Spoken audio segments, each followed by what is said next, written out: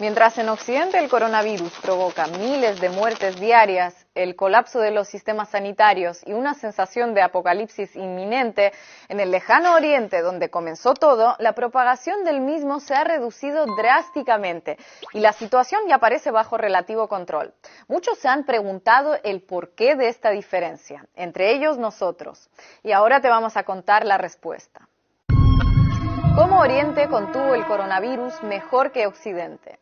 Aunque la primera explicación que puede pasarnos por la mente es que debido a que la pandemia inició en Oriente, es perfectamente lógico que allí se reduzca o termine antes, si comparamos países como Italia, España, Alemania o Estados Unidos con China, Corea del Sur o Singapur, los primeros presentan curvas de contagio y muertes mucho más acusados en el mismo periodo de tiempo.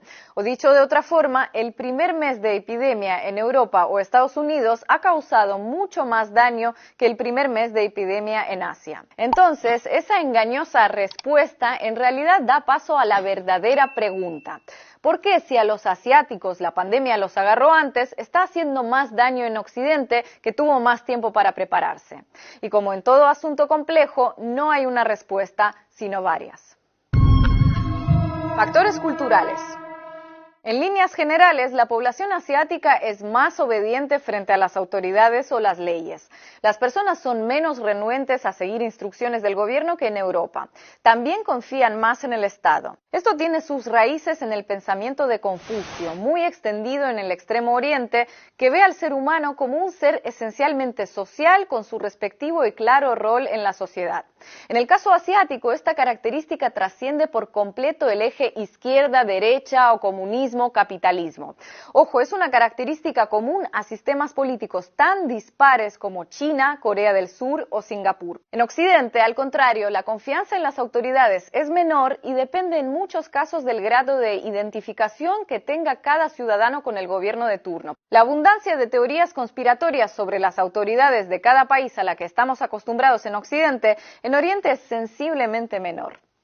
A la hora de contener una pandemia, este factor cultural es una gran ventaja para los asiáticos. Mientras allí las violaciones a la cuarentena son mucho menores, las disposiciones sanitarias como el uso de mascarillas se siguen a rajatabla, en Occidente los casos de desobediencia, incredulidad y descrédito, sobre todo a la llegada de la epidemia a cada nación, precisamente cuando acatar las disposiciones es más crítico, fueron mucho más abundantes. Factor experiencia. Asia ya vivió una epidemia de grandes dimensiones en 2003, la del SARS, que no llegó a pandemia, pero golpeó con dureza a muchos de sus países. Aunque los números del síndrome respiratorio agudo grave comparados con los actuales parecen poca cosa, casi el 95% de las 774 muertes que dejó en todo el mundo se produjeron en Asia.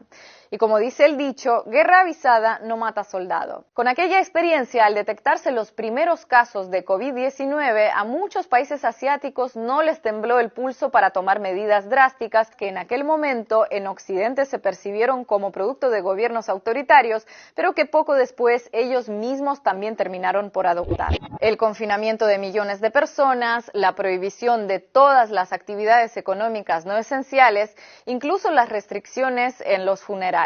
En Wuhan se decretó la cuarentena cuando el número de contagios en toda China era de 571 personas. En España o Italia, medidas similares solo se tomaron cuando la cifra llegó a varios miles. A consecuencia de la crisis de hace 17 años, además, varias naciones asiáticas prepararon a conciencia sus sistemas de salud para este tipo de contingencias, sabiendo que tarde o temprano volverían a surgir. No solo en el plano de atención, también en los de prevención y detección.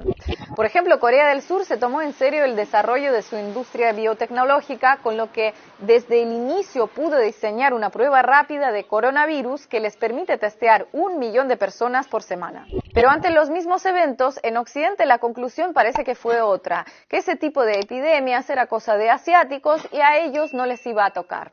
A lot of people think that goes away in April with the heat, as the heat comes in.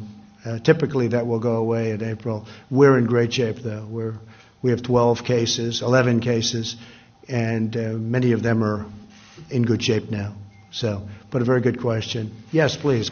En los últimos años, los sistemas sanitarios de España e Italia, por ejemplo, los dos países europeos más afectados, fueron recortados en varios aspectos: número de profesionales, equipos, presupuesto. En Estados Unidos, Trump desmanteló el departamento a cargo de enfrentar las pandemias como parte de un plan de recorte presupuestario en 2018. Factores tecnológicos.